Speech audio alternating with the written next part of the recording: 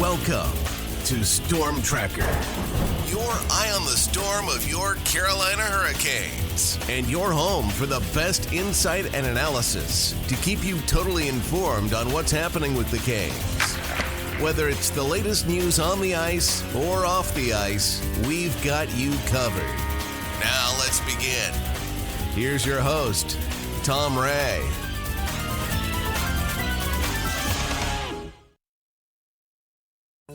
Well, the Carolina Hurricanes have just locked up first place in the East and second overall in the NHL. Quite a season for the Canes. Up next, the Canes take on the upstart Ottawa Senators in round one of the 2026 NHL playoffs. By all accounts, this series should be a battle of two heavyweights. Can the Hurricanes carry their red-hot finish into the postseason? Can the Senators shut down the Hurricanes' high-powered offense? Will goaltending be the difference maker in the series? Joining me as always to wrap up the regular season for the Canes and take a deep dive into the upcoming series with the Senators are hockey savants, Aaron and Katie. Ladies? Hello. Hello. Okay, so playoff hockey. This is what we've been looking forward to all year. It's great. And it's going to be a lot of fun to talk about the upcoming series against the Senators. But I thought we'd spend a couple of minutes and just wrap up the season. You know, what's happened in the last couple of weeks since we've been talking about the Canes. A lot of wins, some great play, and we've seen a lot of substitutes. Aaron? Yeah, the Canes finished very strong over this last stretch of games, and I think that that was something that was fun to see happen because they were playing. They called up quite a few people from the Chicago Wolves, and I know, Tom, you know a lot more about those players than I do, but it was neat to see them get a shot out there, and there were. I think we had. What was it? A total of 7 different over the time period. I think it was.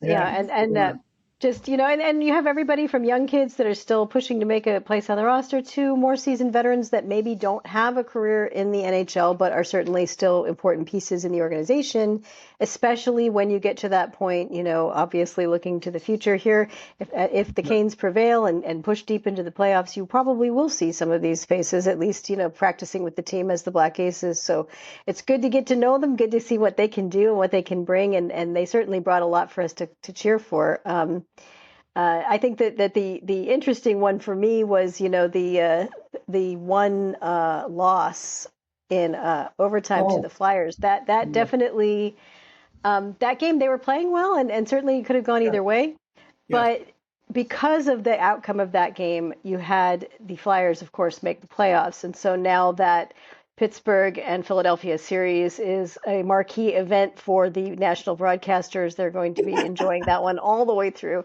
And so they should really thank the Canes. I mean, somebody should send Tom Dundon a fruit basket or something and say, hey, thank you for making sure that the Flyers made the postseason, because it would have been a lot less exciting without them. So I think Canes fans are probably more happy that the Capitals aren't in this year, because that was the outcome of that game as well. So that was a kind of rare loss when it's almost more of a win than a loss. Well, and a couple of things I saw was great to see Jacob Slavin get his first goal, and it's a winner in overtime, which I think is fantastic. And it was a beauty. And Brandon Bussi, last couple of games starting to look like the Bussi that we saw earlier in the season, and really looking great. Any thoughts from you on this one, Katie? I particularly like how Brind'Amour deployed the call-ups, because he would rest either of the two top lines as a whole. And so it really didn't disrupt the chemistry of the players who did play. I think the Stankoven line only got rested a whole lot less than the Aho line did, which, by the way, of course, I have my pigtails today because I lost that bet to Aaron about who was going to be the 2C at the start of the playoffs. And it's very clearly that Stank has held on to that job with an iron grip. And with the way that line has heated up, it's very exciting. It's it's great to see them continue to develop chemistry, to continue to drive play, especially when they were the top line. They didn't have Aho's line to hide behind. Right. And it is providing a lot of good momentum for them before Saturday's game. So I loved seeing the kids, but even more, I loved seeing how Brind'Amour deployed them in a way that is advantageous for both the rest as well as the preparation for those starters as they prepare for the Senators to arrive and get this series started. Yeah, and a couple of other things I was pleased with. Felix Ungerstorm, who I've been very excited about with Chicago this year, played well and picked up his first point, which was kind of nice on a beautiful Ehlers goal. So that was great to see. And, I talked a lot about Skylar Brind'Amour this year, and I have to say, I think he accorded himself quite nicely. He didn't hurt the team in any way. He was solid defensively. He was very strong in the draw. A couple of games he was dominant in the draw, in fact, which is kind of fun. And I think he positioned himself nicely as a guy that can come in and fill in when injuries take place or whatever, cover that fourth line for us. So that's great. And the line of Jankowski, of course, Carrier, and a couple of different guys. Sometimes Nicolas Deslauriers, who had 11 hits in one of the games. I don't know if you're counting. Holy man, that's the top this year was Jacob Melanson with the Seattle Kraken with 12. So he was pretty close to the top number in the league this year. That was really something, and he was just hitting anybody that moved against the Flyers. So it was kind of fun. And then of course Eric Robinson back with those guys. And Carrier had a big game. He had 3 assists one game. So that was good to see some offense coming from that fourth line. I've talked a lot about this. In fact, last time I said they had 0 offense, and all of a sudden they start to score some goals. So maybe they heard me and said, hey, that guy, he doesn't know what he's talking about. It's good stuff. Anyway, I think a great end to the season gave the Canes the opportunity to lock up the East and move into second place, a point ahead of Dallas, which I think was really something. Puts them in a good spot. We talked about this last time. Could they get there to give them position that they would have home ice against every team except the Colorado Avalanche? So if they don't see the Avalanche and continue to get through the series, they would have home ice all the way through. Sorry, Katie. Anything's possible, as you know, in the playoffs. Sure. Okay, so I thought we'd kick it off and take a look at some of the comments that folks are saying about this upcoming series against the Sens. Here's something that Daily Faceoff said. They said, home ice advantage is huge for Carolina. In the past 4 years in the first round, the Hurricanes are 12-1 at the Lenovo Center and 8-0 in games 1 and 2. So Senators will be hard-pressed to steal one of those first 2 games. But if they do, all bets are off. That's interesting. And they went on to say some other things about Ottawa, but their final point was, in looking at the series, Hurricanes in 7 games. So that's Daily Face-Off. There are a lot of guys that we know quite well. And then The Athletic, Julian McKenzie, in an article called Underdog Nobody Wants to Face. Okay, so I thought that was interesting. They asked him a question. They said, finally, how dangerous can this team be in the playoffs, talking about the Senators? And he said, the Sens style makes them a tough out for anybody. Even if they draw the Eastern Conference leading Carolina Hurricanes, who play a similar style, there's upset potential. But here's the bottom line, and I'll read where they ended up. Good as the Senators have been, it's tough to pick them in a series against a team that plays their style of game at a higher level. Goaltending, as ever, is a potential equalizing factor here, but Carolina still holds a clear overall edge. Interesting comments from both of these very well-respected publications. Katie, why don't you kick it off with your thoughts? Well, I definitely agree with the piece about how important it'll be for the Canes to maintain their home ice advantage. If they win that first game especially, definitely if they win the first 2, I think they're in the driver's seat, and it's should be pretty steady forward from there. But that first one is just essential. Saturday's game is going to set the tone for the entire series. It's going to show how the Canes are going to match up with the Sens and how all the different parts from the forwards to the defense to the goaltending are going to work together in order to push play and to be the ones who are dictating the play and not reacting to the play. That I couldn't agree with that more. It's going to be very, very important. The one thing that I would say, though, is if the Canes can get that first game, I don't think it'll go 7. I think the Canes will be able to win the majority of the games. They'll be close. They'll be hard fought. They'll be tight. I don't expect any kind of blowouts, but I think that they will be able to prevail over the Senators. Now, if the Senators win that first one, then all bets are off. It could get scrappy. It could get ugly, and we could be in for quite the roller coaster. Well, we don't like any team that has a Tkachuk. That's for sure. True. We dealt with Matthew for a couple of years, and that wasn't much fun. So now we get Brother Brady. Just kidding. Couple of things I wanted to mention, and then I'll pass it to you as well, Aaron. Some of the kind of stats side, these teams are very closely matched, as we know. Goals for, the Canes had 296, and they were second in the league. They only trail Colorado. So that's quite a story. I mean, we haven't really seen the Canes scoring that many goals before, certainly not in my watch. The Sens had 278. So a good difference right there. Goals against, the Canes 240, the Sens 246. So just regular stats. Those look fine. Ottawa's tied for first, though, in the face-off dot with a 54.5, and we'll talk about a little bit that as well. The Canes are 16th at 50.1. That's a big dip. Ottawa's third in hits with 1953. Carolina's 18th with 1635. So again, much heavier team coming in with the Sens. Ottawa's 25th in block shots with 1101. The Canes are 32nd with 928. So neither one of these teams is at the top for blocking shots. And finally, Ottawa's fourth in the NHL in takeaways. Carolina's first with 470. So that's part of the Canes' strength, of course, is getting in on the forecheck and taking pucks away. But again, if you look at this generally, Aaron, your thoughts? Well, generally speaking, I think that the thing that I don't like about the matchup is that I feel like the Senators' strengths and the Canes' weaknesses are not a great match for the Canes. You know, the things the Senators are really good at are things that the Canes have sometimes struggled with. And, you know, you talked about the physicality for one thing, you know, and I know that, you know, the Canes were very physical in their series against the Caps last year. They were not getting pushed around. They were not looking like they used to. And they have some people that, you know, definitely can do that now that they didn't have before.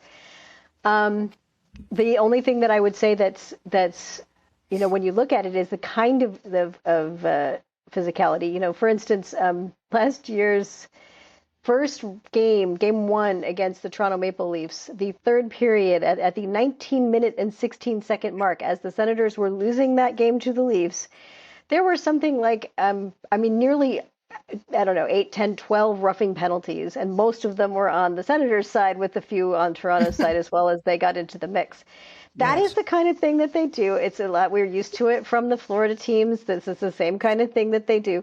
But the Canes are going to have to be careful not to get dragged into too much of that stuff with these guys, because they are another team that tries to get under the skin and agitate and force you to take, you know, inadvisable penalties at inopportune moments. So there's just certain things like that because of those kinds of edges that's the kind of stuff that I think the Canes are going to have to watch out for. I do agree that winning the first game is critical. It is in general. I believe there are stats out there that show how much harder it is to win a series percentage-wise, you know, if you don't win that first game at home. So you've got to do that. You've got to get business done that day, and we'll have to hope that the Canes are ready to go, that, you know, the fact that it's an afternoon start isn't going to stop anybody, you know, the fact that it's just, there's just certain things like that and that they've had some time off, you know, that they needed the time off. That was important for them to rest and heal up. But, you know, you can't afford to get off to a slow start in that first game back. It's got to be, you know, wheels down as soon as you get going. So. Yeah, for sure. And I mean, that's going to be key. They'll have the tailgaters out. They'll be all ready to go, I'm sure, for that first one. And, you know, the great thing is, and the Kings did this more than other teams, they rested their players. You know, Jordan Stahl was out 2 games. You had Aho's line was out a couple of games. This is fantastic. These guys are not only going to be rested, they're going to be keen to play. They're going to come out with fire in their eyes. So I think that's kind of fun. Now, Katie, a lot of folks were talking about how well the Senators have played since the Olympic break. And that was one of the things they were saying, man, this team is really coming on strong. Didn't get off to a great start and then really got things going. How do the two teams compare since the Olympic break? Have you got some stats for us? So I put together this chart to kind of show since the Olympic break where the Canes and the Senators ranked in the NHL as far as generating offense or creating defense, as well as the goaltending. And you can see that the Canes were really great at all things except the goaltending was weak. The Sens, however, were very, very strong. It's deceiving if you go and look at the season's stats for the Senators, because it looks like they have certain areas of weakness if you look at the season overall, but that's because they started the season slow with their goaltending specifically. Ullmark had a lot of struggles. Those have been well documented. His fight through this season has been the center of many, many stories, and rightfully so. And since about the end of January, and definitely after the Olympic break, he has stabilized his game quite a bit. And because they are so good at preventing defense or preventing scoring chances and have such a strong defense, just having solid goaltending has been enough for them to really make this big push and claim that final wild card spot. Now, you had come out with some interesting information today regarding power play goals, 5v5 goals, and so on. Have you got that handy as well? If you look at this particular comparison, the Canes were much stronger at 5v5, but the Senators were no slouch.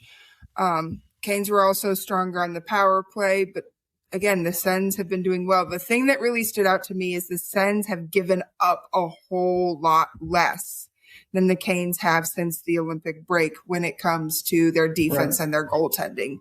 And so that's really going to be kind of one of those things to watch is, can the Canes' superior 5v5 and power play offense overcome the strong Senators defense?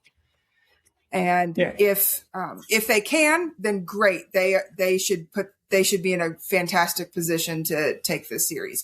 If they can't, if they struggle against that Senators defense, it could get to be very, very much of a slugfest. Okay. All right. Well, let's talk about some of these positions as well and see how they kind of match up. I thought we'd kick off with the goaltending. The Canes, of course, Frederik Andersen and Brandon Bussi will be the duel. And for the Senators, it's Linus Ullmark and, of course, James Reimer. Now, Reimer, of course, we know a little bit about James. Back in the day, he was with the Hurricanes. In fact, he spent a couple of years with the Canes, 1920 and 2021, came in from the Panthers. He did a great job. I love James. I thought he was fantastic. Now, that's a few years ago. He's 38 years old now, so don't expect a whole lot from James Reimer. But Ullmark will be the guy. A couple of things on the stats side. The NHL save percent average this year was .896. The Canes came in at .886 and the Senators at .881. But to your point, Katie, the Sens started slowly and certainly, helped that a lot as the season went on. The best in the NHL was the Avalanche at .913. So they had a tremendous seed, and it was Scott Wedgwood who was just incredible. His numbers were off the charts. So again, 31 wins for Brandon Bussi, 28 for Ullmark. So again, these are good numbers. Goals against average is about the same. Now, total goals against average was a little better for the Hurricanes at 288, 301 for the Sens. Now, since January 31st, Ullmark is 14-4-3 in a 2.33 goals against average. So he's been lights out since the 31st of January. What are we thinking about the goaltending? How does it match up? Aaron? Well, I think you just gave us all the numbers that we need for sure. And I think that the reality is that this is going to be one of those series where I think goaltending is going to be really important. And in particular, can Ullmark retain the form he's had since that January 31st time period? Can he continue to have these really strong games? Right. Or is the fact, going to be that maybe he has some ups and downs, like any goaltender can have in the playoffs, and can the Canes exploit that if he does? So those are the kinds of questions you can't answer till the games get played. But I mean, I really do have to give them a slight edge in goaltending because they know what Ullmark's capable of at his best. The Canes have, a great tandem. They have a couple of guys that have really done well. But as Brind'Amour said in these post-game comments today, they have not yet made a decision about who the starter is going to be. Yeah. Both guys showed them what they wanted to see. Again, I'm paraphrasing Brind'Amour, but they have the decision to make. Now, I think most people assume, and they're leaning towards the idea that the starter will indeed be Frederik Andersen, and that's probably a very solid, logical decision to make. But again, we know the one thing that is true about Andersen is you can't ride him too heavily in the playoffs. You cannot do he starts every game of a series kind of thing anymore. That didn't go so well the last time they tried it. And, they're going to need to not let Bussi get too cold either. And then, of course, we have the potential surprise factor of Pyotr Kochetkov. He's not ready yet. He's not going to probably be coming in anytime soon. It's unfortunate that a clerical paperwork error kept him from playing the final game of the season. He was supposed to come in and play, and then he wasn't able to.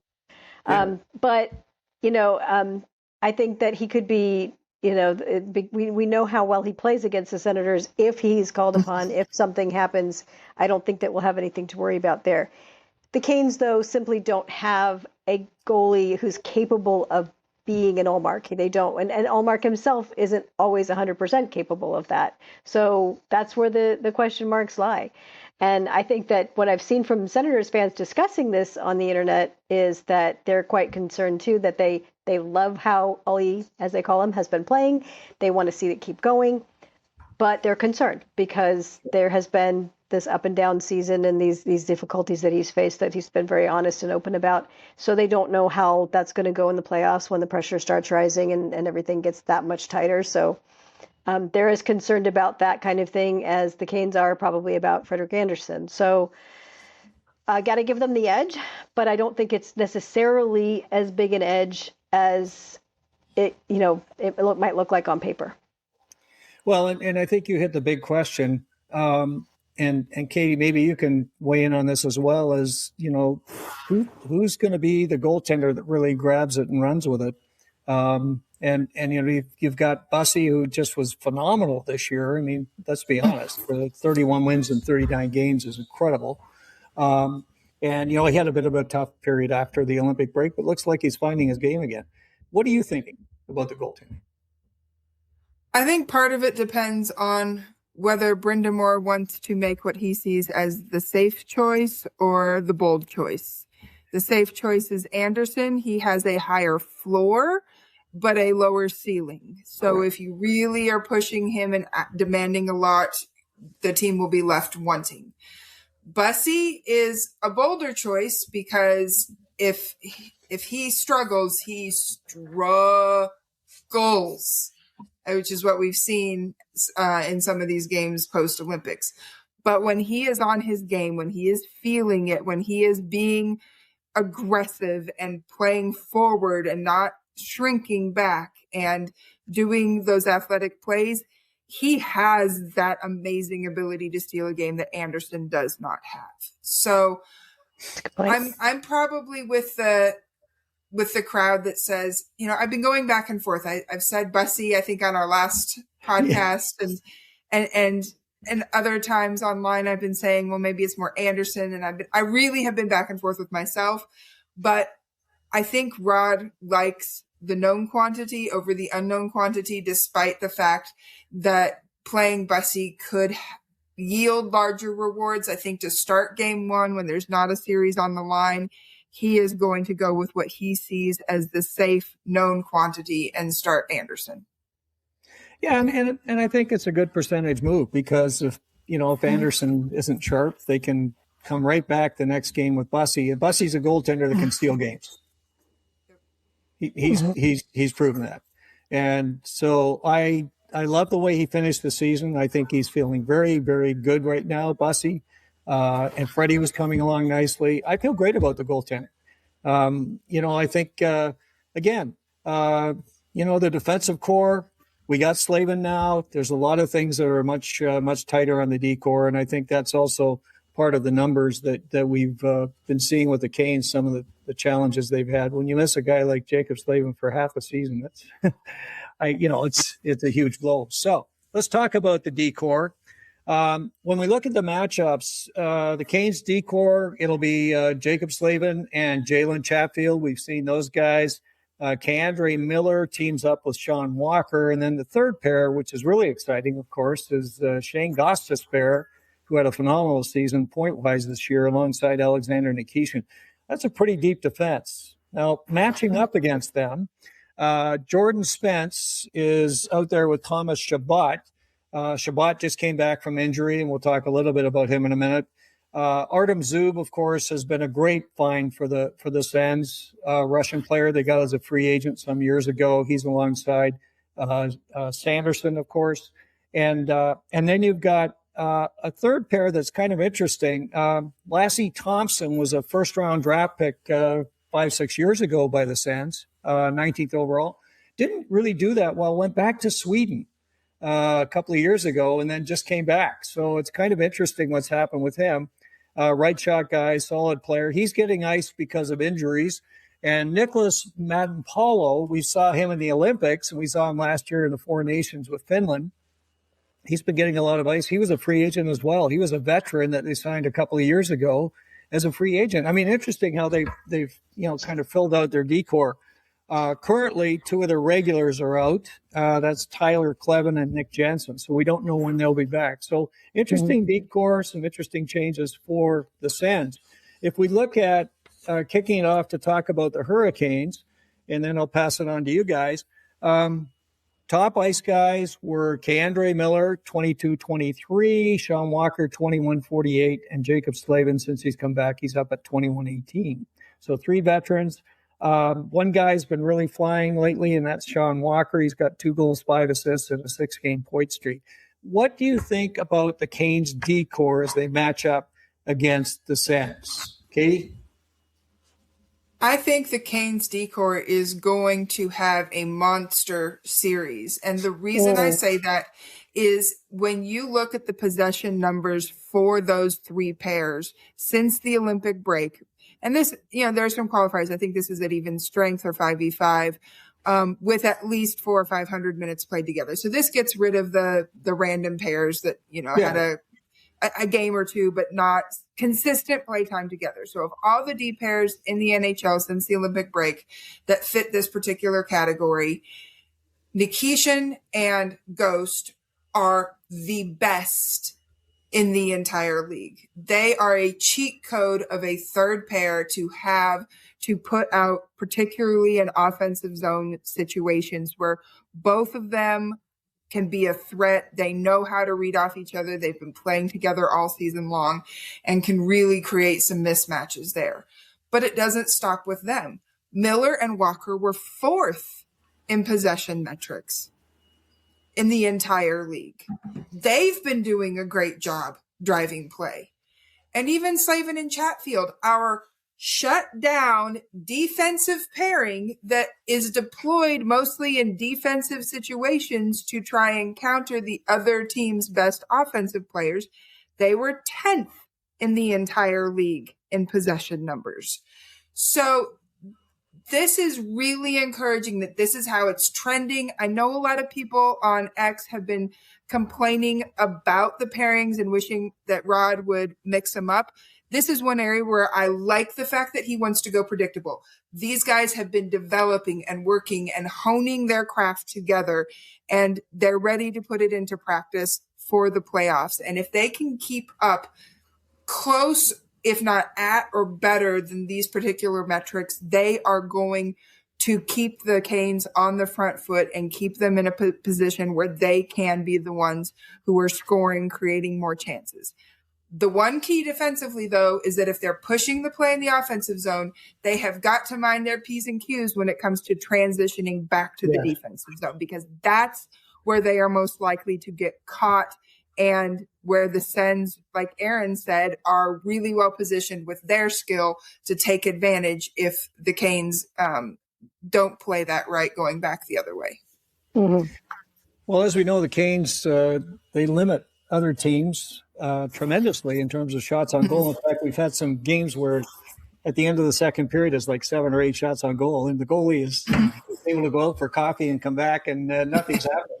So they definitely do that. But we also know that they are one of the teams that leads in these high danger chances against. So that's something they're going to have to be tidy on for sure, because, yes, the Sens have got some players that are going to burn you, and it helps to be sharp. I wanted to bring up one player and have you speak a little bit about him too, Aaron, and that's Alexander Nikishin. You know, Nikishin, he kind of started slowly, but look at what he did this year with rookie defensemen. He was first in plus minus with plus 18. This is incredible. Second in points, 33. Second in goals, 11. Tied for second in assists, 22. Second in power play goals with 4. Fourth in power play points with 10. First in hits with 132. Third in block shots with 94. What can I say? And he scored a shorthanded goal. Aaron? Yeah, he has been a tremendous asset to the Canes, and he's going to just continue to get that way as his career with the Canes continues. I think that he does provide one of the elements that you only touched on just slightly here, but that, you know, his physicality is going to be very, very essential in this series, because the Canes are going to need that from him. They're going to need that from him. And then when you talked about his scoring and the points he's managed to put up so far, it's very impressive. It matches, I think, pretty well with some of the Senators defensemen, because one thing I was just looking at just now was how do the Canes, you know, because I didn't really think about it, but there were some people talking online about the Canes defensemen and pointing out the fact that, you know, Jacob Slavin, he's our top pairing guy, but he doesn't put up a lot of offensive numbers. It's not necessary.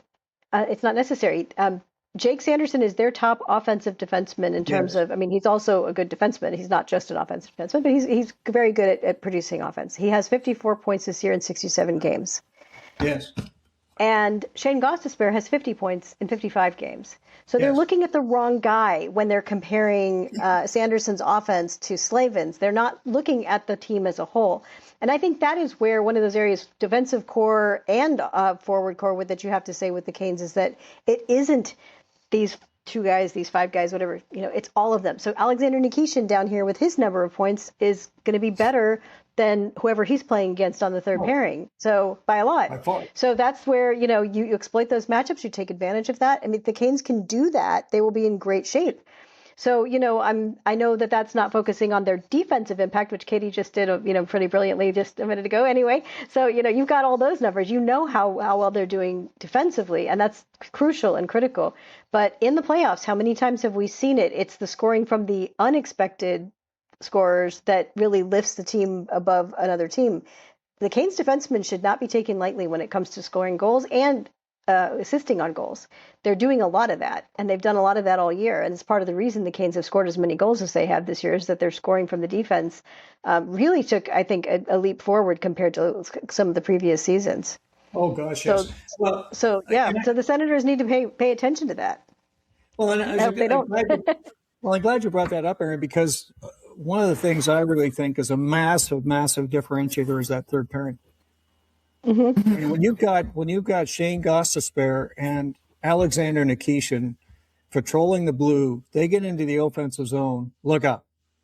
They are both in the offensive zone, and they're very strong defensively as well. As we've seen, you know, we watched Alex Nikishin figure out the Canes system. It took him most of the season to do it, but boy, oh boy, he's rock solid defensively now. And he's very good with his stick. He just makes a lot of great plays. And we've seen a kind of a new version of Nikishin-Gostisbehere with some of his fine defensive work this year. So those guys can play big minutes. They can step up if anybody else is struggling. They can get them in there and do a lot of good work. And I'm excited about that for sure. And I think a lot of folks don't know much about Alexander Nikishin. It's going to be kind of like Jacob Slavin last year at Four Nations. Okay. This is going to be Alexander and Nikishin in the Stanley Cup playoffs. And they're going to say, wait a minute, where did this guy come from? If we look at that Senators defense, and you said it right too, Aaron, Jake Sanderson is all world. He's a heck of a defenseman. Absolutely. He's a great defensive defenseman. He's an outstanding offensive guy. He's recently come back from injury. Same thing with Thomas Chabot. He's only recently come back from injury. So I think just a few games ago. So these are the two anchors of their blue. Those guys are going to see huge minutes. Sanderson played 24-50 this year. Chabot 22-34. They're their two guys that they're going to really count on. And you can bet in the playoffs they're going to play them a ton. So, that's going to be an opportunity for the Canes. Again, they had 4 defensemen over 30 points. So, they got guys that can move the puck and can make things happen as well. And there's one of the things that came in one of the publications was it said the key matchup, and I think you hit this, was Slavin and Sanderson. And you know what? Defensively, I think that's true. Offensively, as you said it rightfully, we've got other guys that can really drive the play. And you look at Gostisbehere's numbers, he's almost a point a game guy this year. That's insane. So it's good stuff. So where do we end up on the blue? How do we feel ultimately? Canes, Sens, who's going to win the blue line? Katie? I think that the Canes, as they are currently constructed, have more depth. Like you mentioned, some of the Sens players are filling in for other injured D-men, and we saw for the Canes what challenge that was last year, and it could be a similar challenge for the Sens as well. So it won't be easy. There's a reason that the Senators have such good defensive numbers, especially since the Olympic break. But I think that the Canes still have the edge when you go all the way from first to second to third pairing. Yeah, I think that's true. And they're interchangeable. Like you can move Gostisbehere or Nikishin up to the top pair. You can put them on the second pair. It doesn't really matter. You can, and if there's injuries, you've got cover. I think the Canes have shown that. They've got guys they can bring in from Chicago. Mike Riley had a pretty strong season this year as a fill-in guy. He played a number of games and did a good job. So I think they're in good shape as far as, if anything happens, they'll have some depth. So I agree. I think the Canes are a little deeper on the blue, for sure. Some excellent defensemen on that Senators team, but I think the Canes have got the edge there. Let's talk about the forward matchup, and this is a really good one. We know what the Canes lines are. We've got Sebastian Aho with Seth Jarvis and Andrei Svechnikov, and of course they've been playing very, very well this year. We've got the second line of Jordan Staal with Jordan Martinook and Nikolai Ehlers, and we'll talk a little bit about Ehlers because he's been kind of a revelation for the Canes this year. And then we've got this red-hot line right now with Logan Stankoven, and yes, he's playing center, Katie. So Stanky is in center, and you've got Jackson Blake. We'll talk a little bit about him. And you've got Taylor Hall. And then William Carrier, Mark Jankowski, and Eric Robinson. So thoughts on the front side for the Canes. First, Aaron, what are you thinking about the Canes forward lines? I think that they have been great all season. They've been one of the strangest things about this year is that once Rod Brind'Amour got these combinations going, he's stuck to them, and he is known for not doing that. So these are lines he likes. He likes what they're doing out there. He likes how they're working together.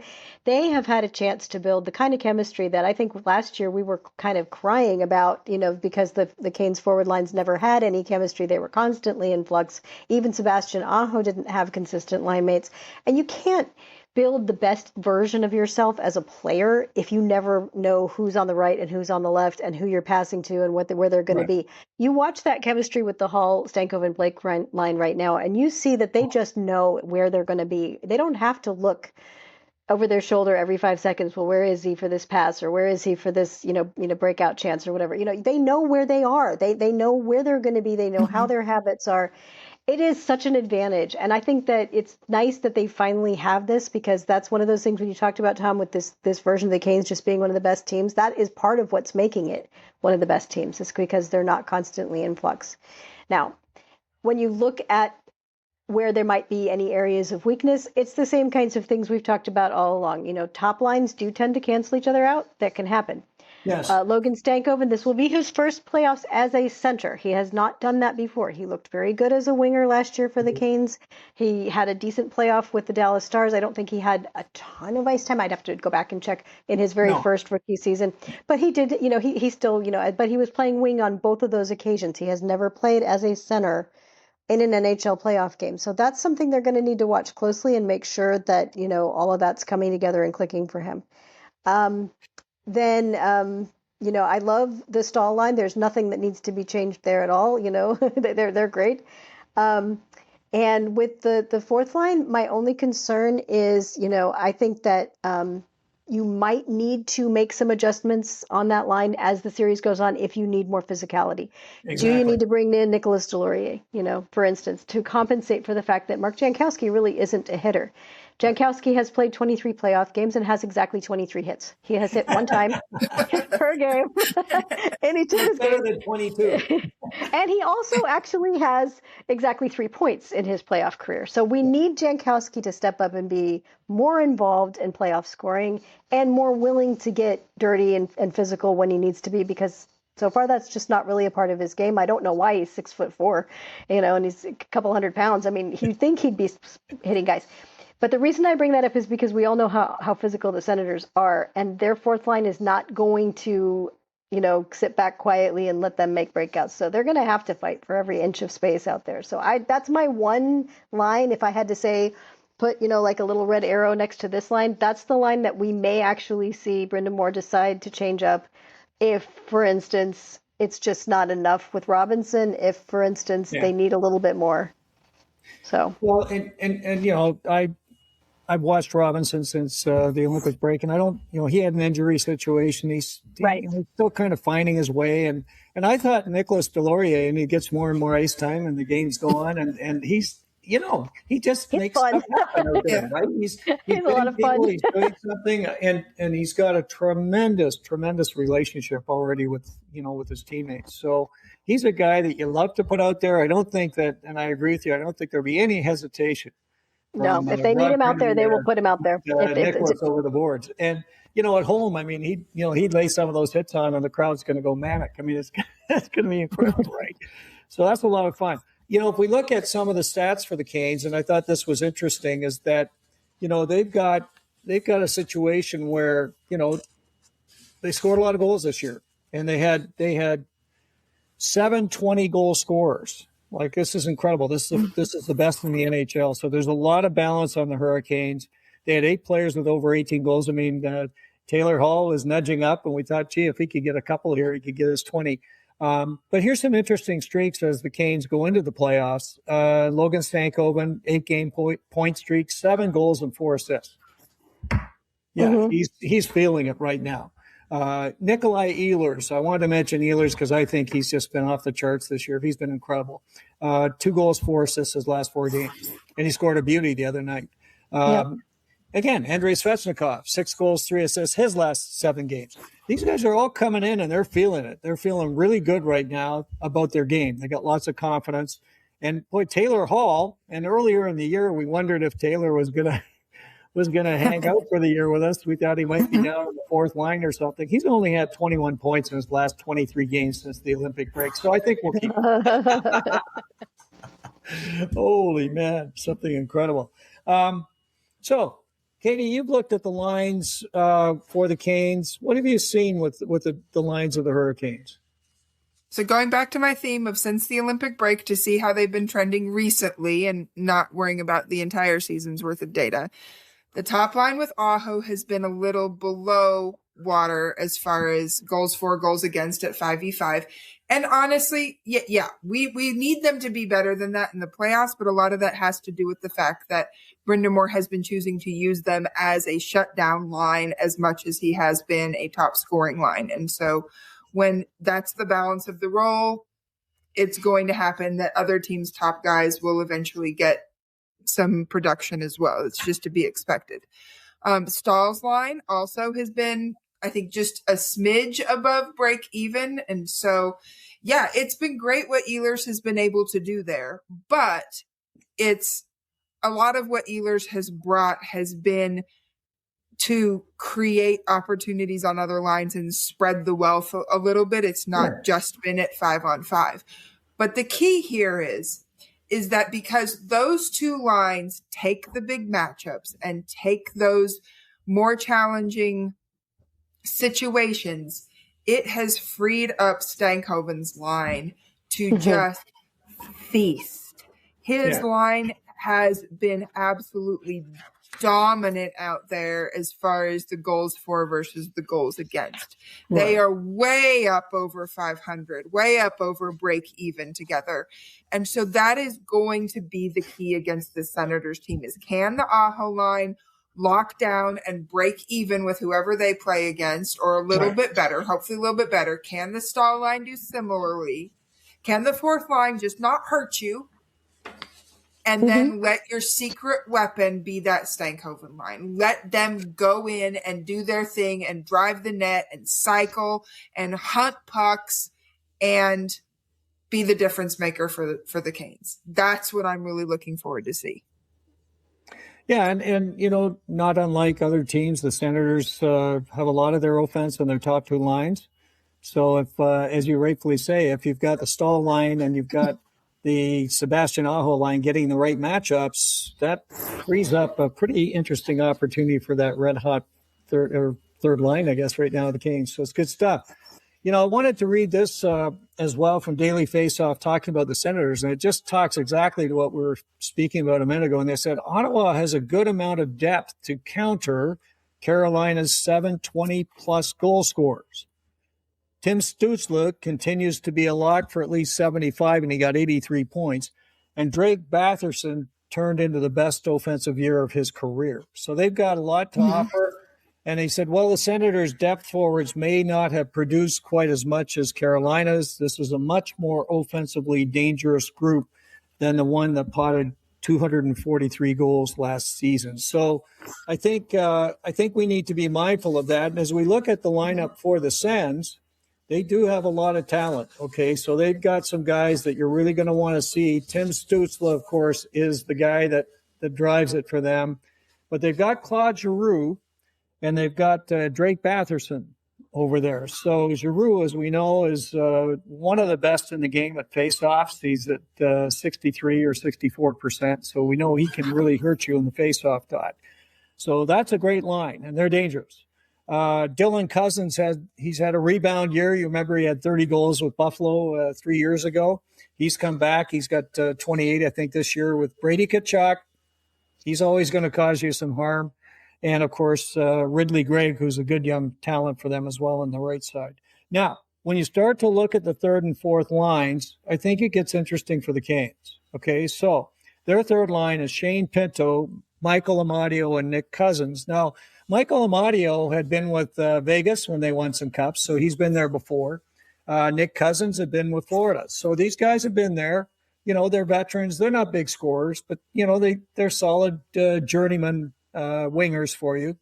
Pinto has had a pretty good year. He got off to a massive start, and he chilled quite a bit.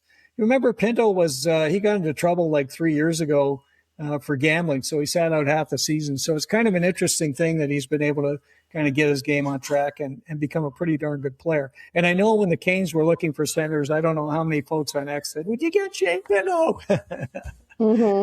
So he's a solid guy, very strong defensively. He's one of the PK guys for them as well.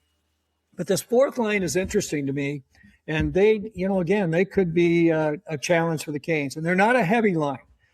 So they're not going to be playing that heavy game. But boy, oh boy, Lars Eller, you know, he had some great years with the Caps. Good, solid centerman with a great face-off capability as well. So he's going to hurt you in the draws. Fabian Zetterlund, I remember, boy, when the Timo Meier opportunity came up, the Canes were all over that. You might remember the Canes really wanted to get in on Timo Meier.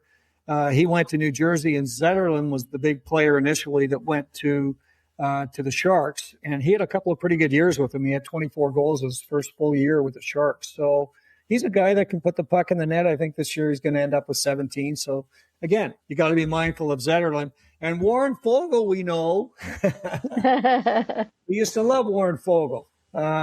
Fogle kind of ran onto a tough situation this year with the Kings. But you know what? This is a good lineup. And I think the Canes are going to have their hands full. You've got, as I mentioned, Stützle's been hot. He's got 8 points his last 6 games. They have 9 forwards over 30 points. Batherson hit 33 goals. That's a tough crew. Aaron, thoughts on the Sens forward crew? Well, I think that you kind of said it all there, really. I mean, the reality is that this is not the kind of matchup a team that finishes first in the conference usually gets, so this is not your reward for finishing first in the conference is you have to play one of the tougher teams coming out of the Atlantic. So that doesn't make a lot of sense. It's just, there's been a lot of discussion online about how the playoff format right now really is nonsensical. And there's so many teams that shouldn't be playing each other in the first round that are, like in the West, and then, I mean, they're just, you have situations like this where you're saying, okay, these two teams, either one of these two teams, if these two teams were to be meeting in the Eastern Conference final, this would be a very interesting conference final matchup. To have them meet in the first round and only one of them can advance is kind of, it feels kind of, deflating a little bit because, there's not going to be this caliber of matchup all the way through, and obviously it's great for the team that makes it through, but it's hard for, fan bases to sit there and say, these guys are still in. I mean, one of Pittsburgh or Philadelphia will be advancing to the second round. And, when you really think about it, it should be teams like that are playing the Senators and the Canes respectively. It shouldn't be the Senators and the Canes playing each other. So, so this is not an easy path. This is not something that the Canes can just, take lightly. They have to go in and they really have to prepare as if they're going to face the Florida Panthers. Now, they're not facing the Florida Panthers, but if they're not in that mindset, that this is not a team that you can just take nights off or take shifts off, and the Canes rarely do that anyway, but, they just can't be, they have to be sharp, and they have to be sharp from puck drop, and they have to be sharp all the way through. So, I know that everyone focuses on, Stützle because of his scoring. I know that everyone loves, Cousins. He's had a great story, but the center who really honestly scares me the most on the Sens is Shane Pinto, because he is the closest thing you're going to find in the modern NHL to a Jordan Staal. Yeah. He is that caliber of shutdown center. He will be very frustrating to play against when they get the matchups on their own home ice. They will have that line out, probably against either the Aho line or the Stankoven line, and it will be an uneven matchup, especially for the Stankoven line and especially in the dot. So that's, you got to be prepared for the fact that it's not going to, that some of the hot scoring may have the brakes put on here by having to face these kinds of guys game after game.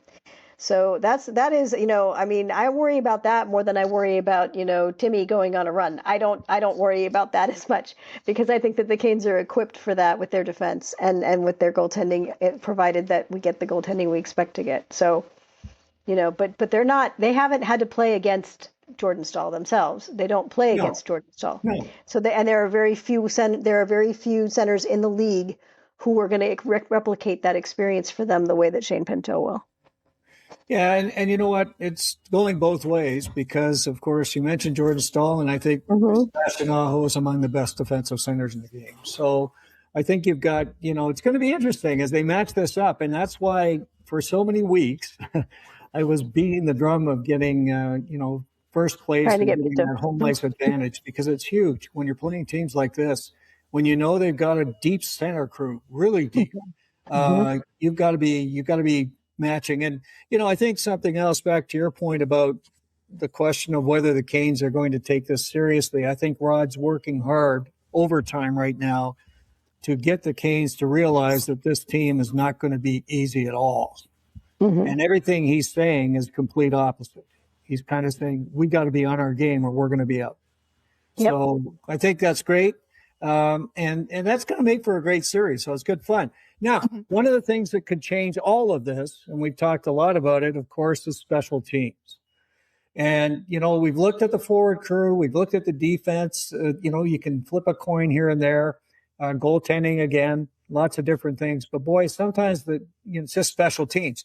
And if we look to past Canes situations where, gosh, if they'd only had a power play, like I remember seeing that so many times, wouldn't it be fun if they could score a goal? And in fact, at times you'd be afraid if they get the power play because, think something would happen and they get a goal against, or who cares?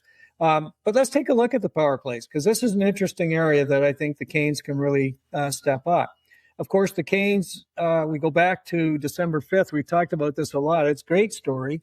30th overall at 13.7%. And since then, the Canes are number one in the league at 30.2.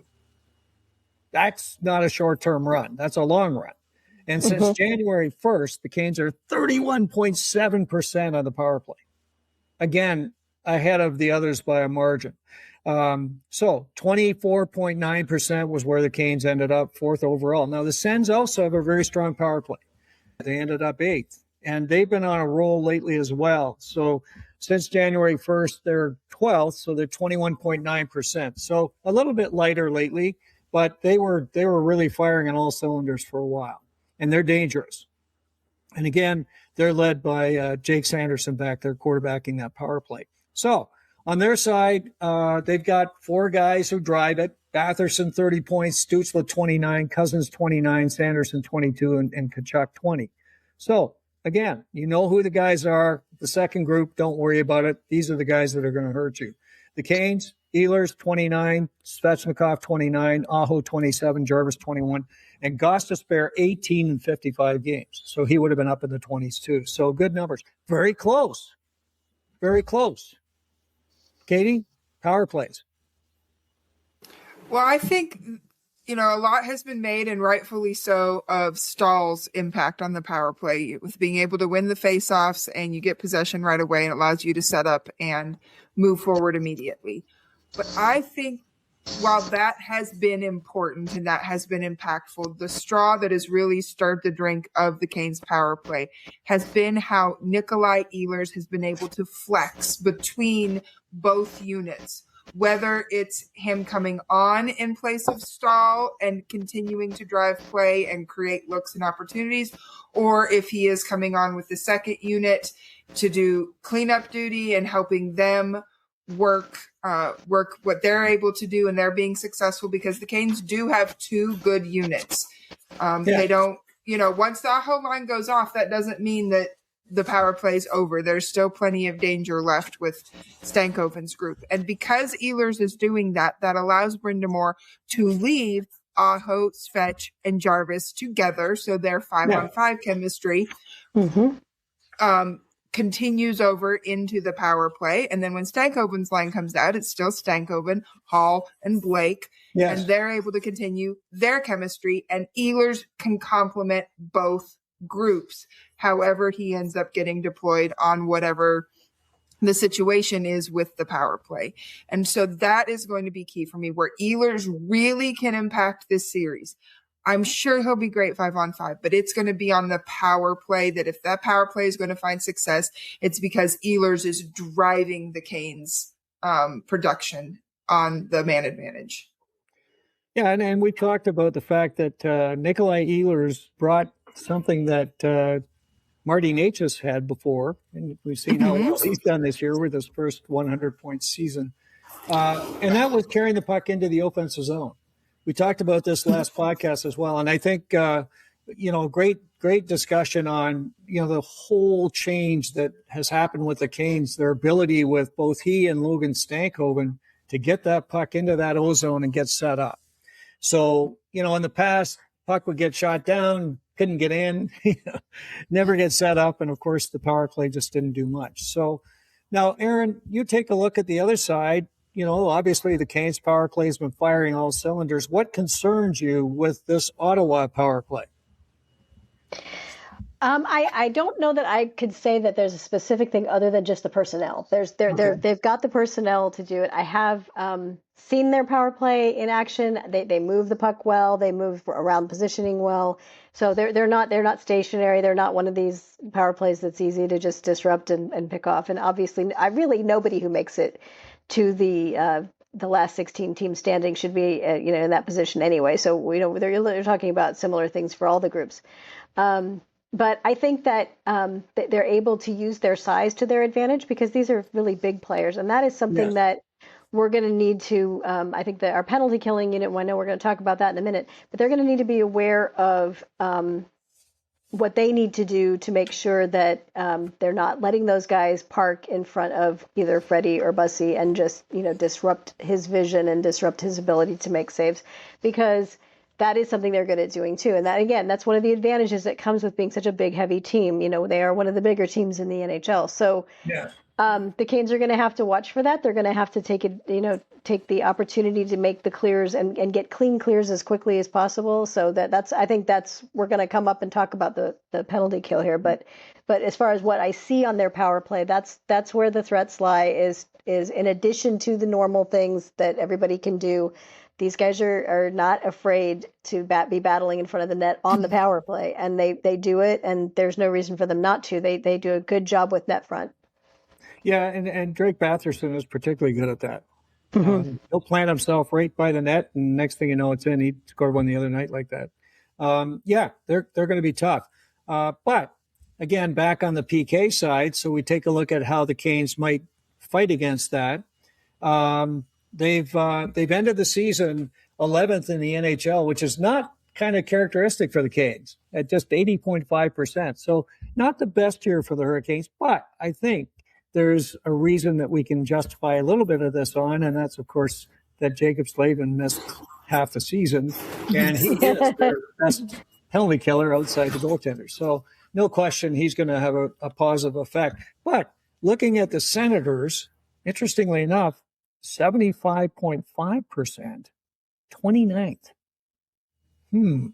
That's an interesting matchup. Katie? Oh, I'm going to sound like a broken record. Go back to the stats. Since the Olympic break, their penalty kill has been strong. The reason their penalty kill struggled at the beginning of the season is because their goaltending struggled at the beginning of the season. Since Ullmark has stabilized recently, especially since the Olympic break, their penalty kill has been just fine. It's been solid. I'm not sure where it ranks in the NHL, but it has been very good. I think when I looked up the stats, they've only allowed 2 power play goals or something like that. It's been fantastic. And so it's going to be very important for the Canes power play to not just sit back and try and create the pretty fancy goal. They need to really attack. They need to create, they need to get the Ottawa penalty kill to move their feet. They need to get them out of position. They need to get them taking chances and cheating and opening up holes that the Canes can exploit. And the only way they're going to be able to do that is if they themselves are moving their feet, if they're attacking, if they're putting shots on, if they're hunting rebounds, if they're creating cycles and wearing down that penalty kill. Otherwise, it could get very frustrating of just trying to be too pretty. Don't be too pretty. Attack them, and find that rebound, find that way to punch that puck home. They do that, they're going to be great. If not, I think the Ottawa penalty kill will be able to just sit back and let the Canes basically defeat themselves. Now, Aaron, an interesting thing with the Hurricanes, which I think is a differentiator, is that the Canes can throw 2 power plays at you that are a little bit different but incredibly dangerous. We've seen the second power play this year doing a lot of great work. And again, in past seasons, of course, Rod would like to use the first power play for almost the entire power play and throw out the second power play unit with a couple of seconds left. He's not doing that anymore because the second power play is equally as good. What do you think about that, where you've got the 2 incredible power plays of the Canes, and I don't see that necessarily with the Senators? What are you thinking about the possible edge with that second power play for the Canes?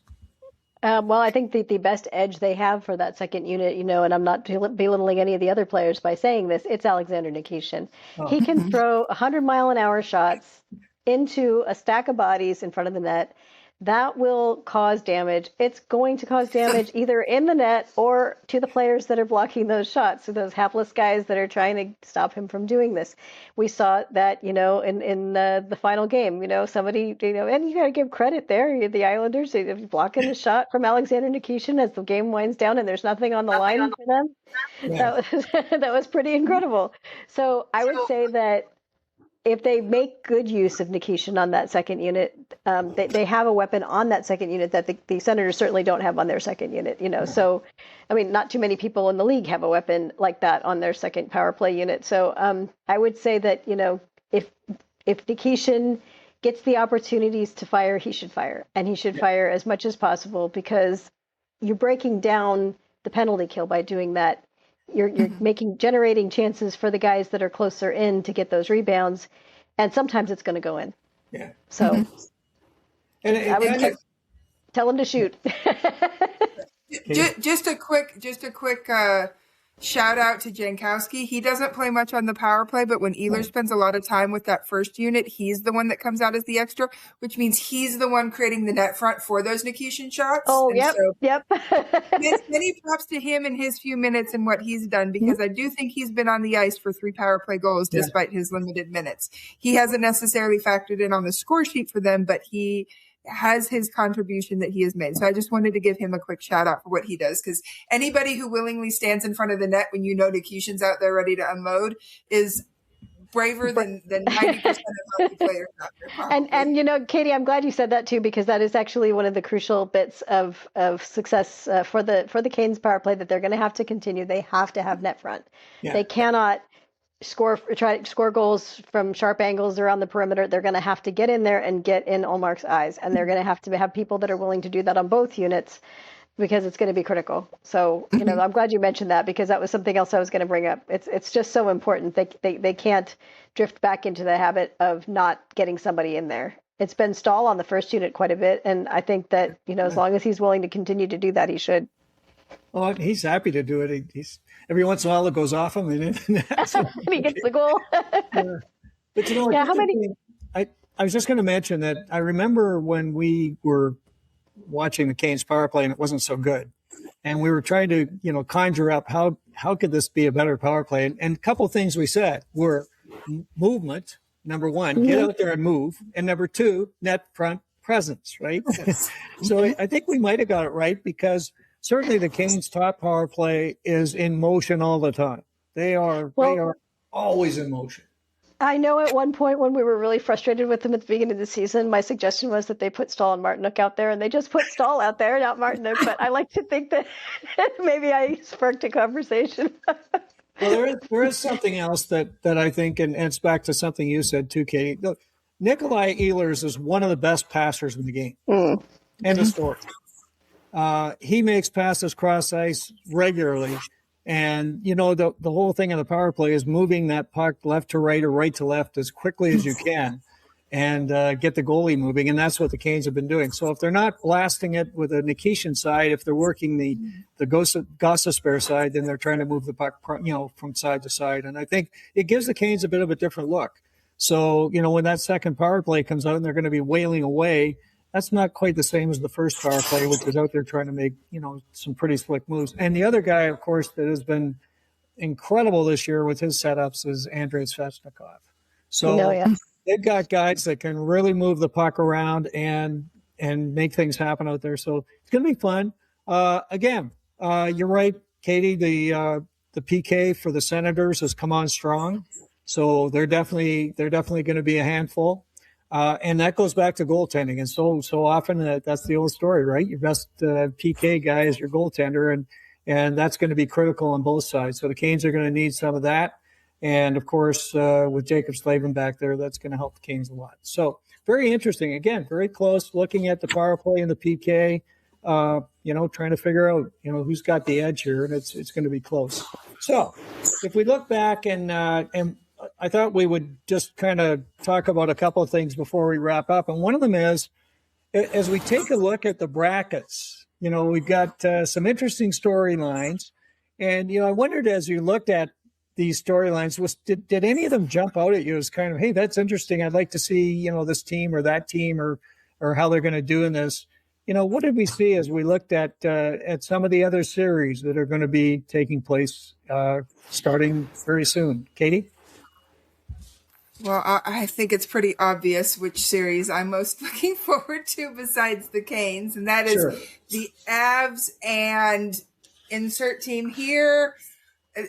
tonight's games are still going to determine whether they play the Kings or the Ducks or the Oilers, which I do not want McKinnon and McDavid in the first round together. Please, no. I also, at first, I kind of wanted the Ducks, and then I remembered that Trouba is still on that. I'm like, I don't need another one of those flying Trouba elbows aimed at Marty Necas's head like we had a couple years ago. So, we'll see. Either way, I think it's going to be a strong series for the Avs. I think the Avs should be able to win handily, but I'm definitely looking forward to that.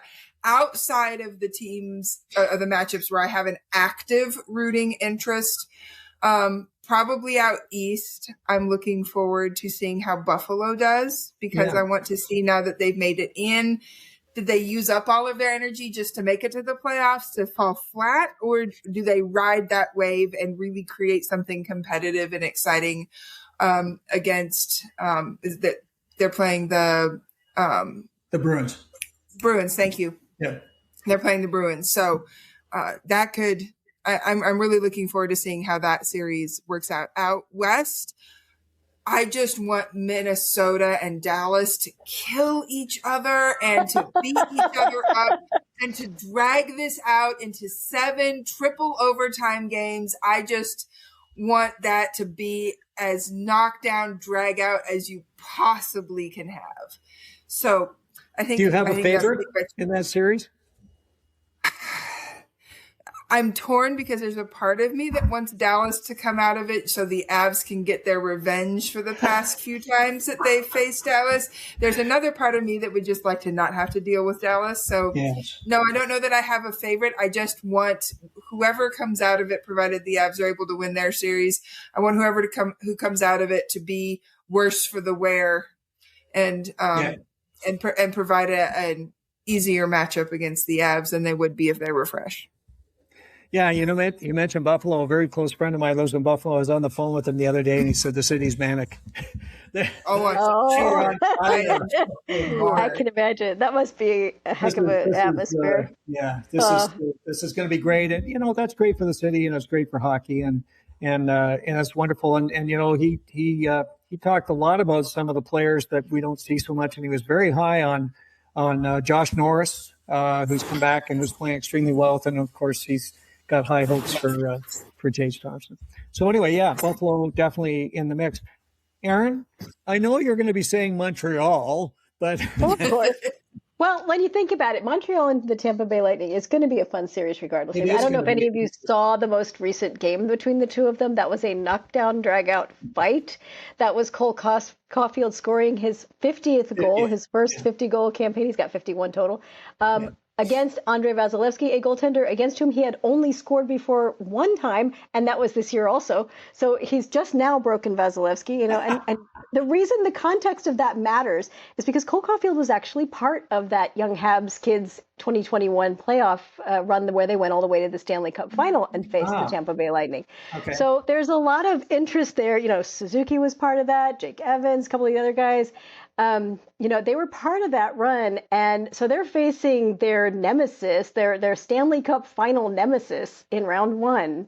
And they actually have some people that are looking at the Lightning's situation right now with their injuries and some of the other things that have been going on and saying, hey, Montreal's got a shot. They might actually make it to the second round this year. And wouldn't that be fun?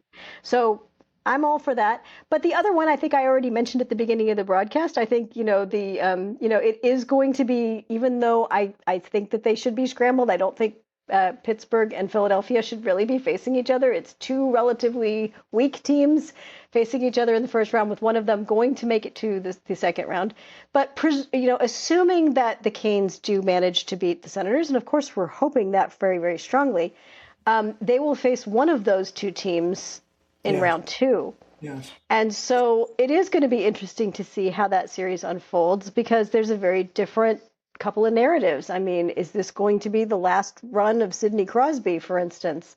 Or are the Flyers going to be getting deeper into the playoffs for the first time in I forget how many years, because they haven't even made the playoffs in a lot of years, I think since 2020. So, so either way, those narratives, I mean, that's one of the things I love the best about the playoffs is that the storylines just get so interesting. It's the kind of thing where one person steps up and becomes a hero, one person that's being relied on has a really, an unimpressive run or something. And it just, you see all these stories unfold. So I'm interested to see who emerges from Pittsburgh and Philly, and of course, Tampa and Montreal. But then on the West, I got to admit, I'm just a little bit interested in, it's not like a strong, compelling interest. Obviously I'm interested in the Avs, Katie, but I don't have a strong, compelling interest, but I'm a little interested in how do two of the more recent, newish teams do against each other in Vegas and Utah, because Utah is not a new team, but they are a new team, and Vegas, of course, is an expansion team. How are those two teams going to do against each other? How will Mitch Marner fare in his first playoffs away from the Toronto Maple Leafs in a year when they didn't even make it? That's going to be a really interesting story to watch, because you've got Leafs fans ready to applaud if he collapses just like he always did in Toronto. On the other hand, you've got Marner fans ready to say it was never his fault. Look at look in the mirror, guys, because you didn't even make the playoffs without him. So I love the pettiness that comes out of that, especially with the reporting. I mean, everybody loves to talk about anything connected to the Toronto Maple Leafs. So, with the Leafs not being in this year, I think a lot of Toronto reporters are going to be talking about Vegas, because they're going to want to see which way does this go. Does Marner end up being a difference maker for the team and helping them get to round two, or does he disappear? So that's going to be an interesting one to watch too. Well, Utah, I'm with you on Utah for sure. I've enjoyed those guys. I really cheered for them as well as Arizona. When they're back there. And there's a lot of those good young kids on that team. And Katie says no. They're committed. So, so I'll be watching them. I'm not, Vegas, I think, is not the team they've been in previous years. I don't feel like they're nearly as formidable. So I think Utah's got a shot. Now, talking about the Habs, interesting. Look, Ryan, Nick Suzuki had, 100 points this year? Yep, a little over that. I think 101. He's going to be the quietest 100-point guy in life. I mean, you don't even know he's doing it. He's the quietest elite center, I think, in the NHL. Yeah. And I think that he may very well be the Selke winner this year. It's entirely possible. It's not, and I know that everybody would rather, the Canes fans are rooting for Jordan Staal, but, Staal did have a 20-goal campaign, and that's nothing to look past and whatever. But the role Suzuki plays on the Habs, what he does for them on a nightly basis, the sheer amount of intelligence he has to have that high hockey IQ that allows him to set up those line mates, and he's got Caulfield's got 51 goals. Juraj Slafkowski had his first 30-goal campaign, and he's just turned 22, so he's very young still. I think people forget how young Juraj Slafkowski is. He was great in the Olympics. So yeah, so I mean, this is a team with a lot of future, I think victories coming. It doesn't have to be this year. All of these are building blocks in steps along the way. They made the playoffs surprisingly last year. If they make it past the first round this year, that would be another really good surprise and a good sign of where the team is going. I think that right now we can afford to talk about them with a smile. I think in a few years, Canes fans are going to be talking about them as a serious rival to their hopes. So it's not going to be long. Well, and the Canes will keep getting better, so that's fine. Interesting thing about that series, and I'm very interested in that series because you got two of the best lines in hockey. Okay, so you got Suzuki with Caulfield and of course Slafkowski on your side, but boy, you've got Braden Point, you've got Jake Gensel, and you've got Nikita Kucherov, which is an incredible line. Okay, so I'm going to watch these Titans go against each other. It's going to be fun to see it, and yeah. I think the Habs have a great chance. And the way that Jakub Dobiš has been playing in goal, if he continues that, they'll win the series. As we wrap it up, Game 1, Saturday at 3 o'clock. Going to be fun to see it. We're going to, as I say, the tailgaters will be out. Everybody's going to be ready to go. What are we looking for? Are there any players we think might jump out? And what are we thinking about as we head into the series and kick it off? Katie, why don't you start? Well, I think we need to see the trend that we have seen before, which is that playoff Andrei Svechnikov is a level above regular season Andrei Svechnikov. Regardless of the regular season he has had, and he has had some poor ones, he has had some mid ones, and he has had some very good ones. Yeah. And this particular regular season has probably been his best, definitely been his best since his knee injury.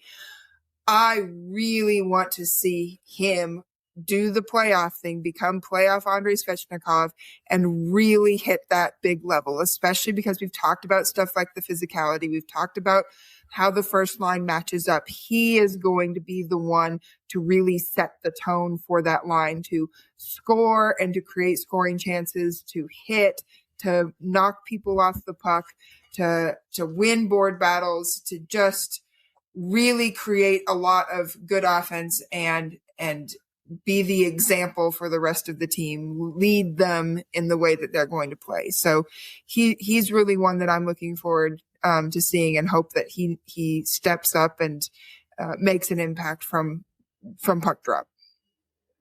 Exactly. Yeah. Aaron?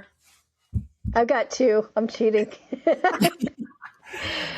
I'm just thinking about how games against the Senators have gone, both for, the Canes and for other teams that have faced them, especially in the playoffs, because of what they do and the kinds of things that they get up to and everything else. And we know we're going to see that, and we know it's going to be a big part of their game. So the two players that I think have the best chance of standing out in this environment, in this first round environment, are Alexander Nikishin and William Carrier. Wow. We didn't have William Carrier, as much as we, should have, before. He's had his first full healthy season. He's been great. And I think that, we saw that little nice bit of offense from him, like you said, Tom, the other night. It was those 3 assists, first 3-point game in his entire career, so that's good.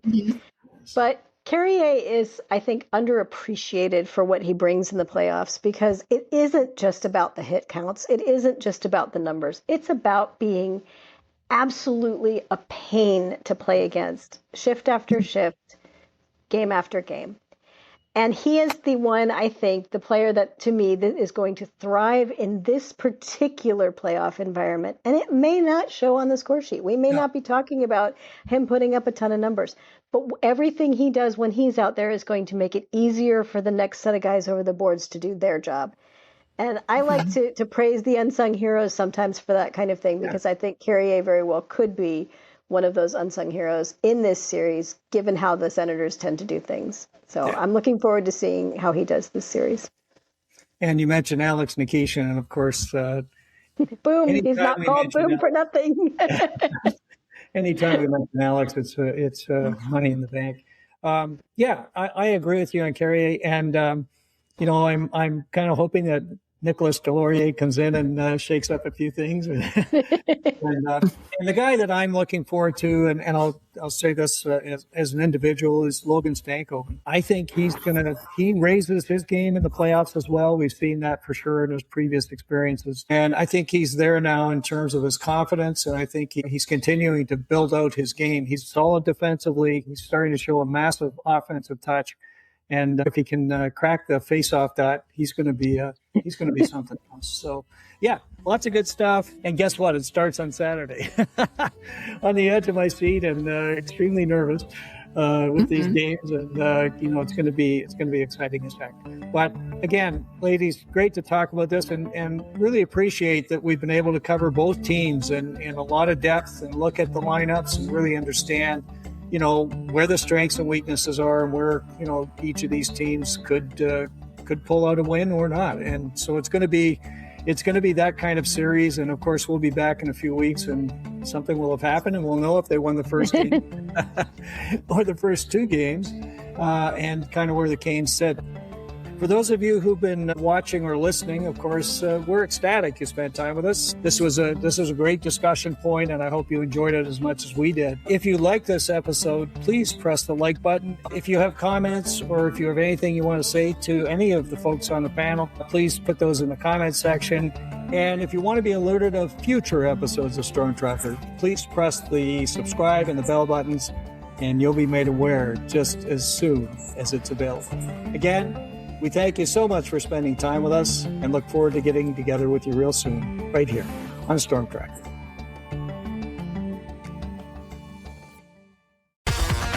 Thanks for listening.